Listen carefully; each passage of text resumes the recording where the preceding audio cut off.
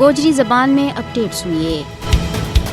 کشمیر کا تنازع ور رسل ٹریبونل ماں مقبوضہ کشمیر ماں بھارت کا طرف سے کیا گیا انسانیت کے خلاف جنگی جرائم کے اوپر بحث کی گئی ہے۔ بوسنیا کا دارالحکومت سرائیویو میں کشمیر سویتاس رسل فاؤنڈیشن لندن اور دوجی تنظیمہ نے مشترکہ طور پر تنازع کشمیر ور اسی مہینے 3 روزہ رسل ٹریبونل کو اہتمام کیا، جس میں مختلف ملکوں کے علاقائی اور عالمی امور کا ماہرین اور دانشوراں نے شرکت کی۔ اس دوران ٹریبونل کا ماہرین کو کہنا ہے کہ مقبوضہ جموں کشمیر میں اسرائیل کا طرز پر پستی بسائی جا رہی ہیں اور تنازع کشمیر نہ نسل کشی اور آبادکاری کا تناظر میں دیکھو جانا چاہیے۔ ٹریبونل نے اس گل کی بھی تصدیق کی ہے کہ 9 لاکھ بھارتی فوجی مقبوضہ کشمیر میں تعینات ہیں، جو پوری دنیا میں ایک بڑا فوجی عسکری زون تصور کی جا رہی ہے۔ ٹریبونل کی طرف سے مقرر کردہ جج کا بیانات میں زور دیتا گیا ہے کہ بھارت کا غیر قانونی زیر قبضہ جموں کشمیر میں نسل کشی، خواتین کی عصمت دری، غیر قانونی نظر بندی، لوکانہ